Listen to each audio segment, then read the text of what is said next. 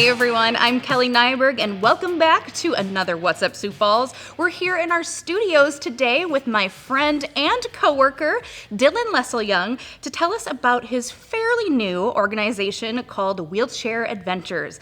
Dylan, great to see you. Yeah, thank you for Outside having of me. work. Thanks for joining us. Yeah, thank you for having me here today. So, Dylan, I want to take it back 10 years ago. You were in a severe accident. Do you want to tell us a little bit about that? Yeah, so 10 years ago, I was actually in a car accident that I attempted to take my own life by suicide. I was in a pretty dark place as a young 18-year-old, and it seemed like the best thing to do at the time. So I was in a car accident, rollover and ejected, where I broke my neck and sustained a spinal cord injury that put me in this chair here, paralyzed from the neck down. Right. Well, we're happy that you survived and are here with us today to tell us about your story, because you have a fantastic story. You are so inspirational to many people. A couple years ago, I think you decided, I was pretty active before as a young kid, hunting, fishing, and all that stuff. And you were thinking, I feel like I'm missing out on that part of my life, right? Correct, yeah. And that's why you created Wheelchair Adventures. What is Wheelchair Adventures? So Wheelchair Adventures is a new nonprofit that we just got going, officially a 501c3. Our biggest goal is to help show people that they can still get outdoors after their accident. After I got into my accident, I didn't think I would be able to enjoy things that I used to, such as hunting and fishing and things like that. And then I started finding a lot of opportunities through adaptive equipment and a lot of nonprofits. And I found that we didn't really have anything in South Dakota around us that really pertained to people with disabilities and getting outdoors again. So that's kind of where we got started, and we're hoping to do a lot of loaning out of adaptive equipment, as well as hoping to set up some hunts for people to get outdoors too. And even just providing resources for people to find out more about the equipment if they want to get it themselves. Correct. And stuff like that. Correct. So on our website, wheelchairadventures.org, we created a resource tab there that lists out all the adaptive equipment that we've found through the years, as well as a lot of other nonprofits throughout the United States that take their time to take people with disabilities out hunting, fishing, and all kinds of things like that. And even skiing. So Dylan and I are Facebook friends.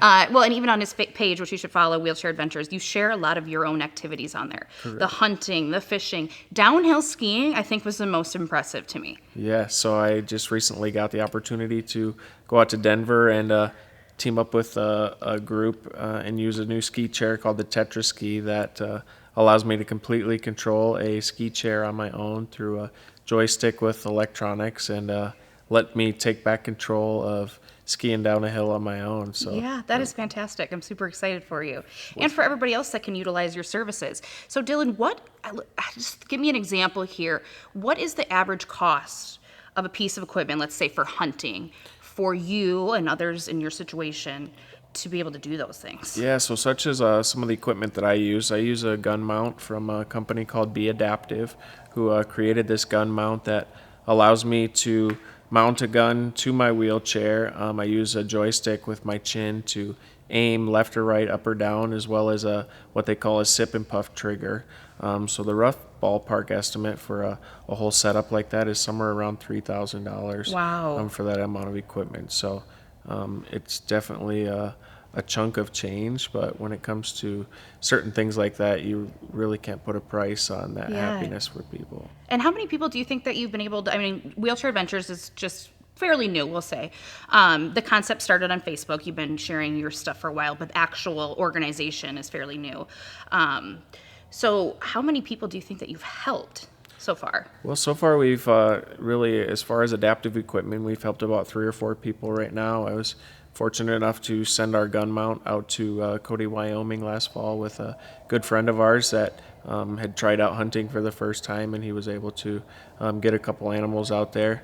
We've also helped out a lot of people as far as resource-wise, as far as finding grants, and like I said, helping them find the equipment and a lot of these other things. So we're just getting started, but we're hoping to make some big steps here pretty soon. So Dylan, for somebody who's watching right now who wants to get involved, and maybe they want to volunteer, you have a board, maybe they want to donate to this fantastic cause, how can they do that? Yeah, so some of the best ways to reach out to us, we have a website called wheelchairadventures.org, as well as a Facebook page called Wheelchair Adventures.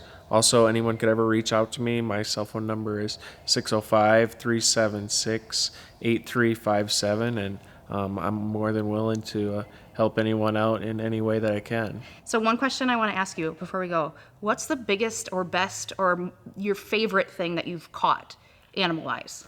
Well, so far, this last September, I went on a trip with a really awesome nonprofit called Wyoming Disabled Hunters over in Cody, Wyoming.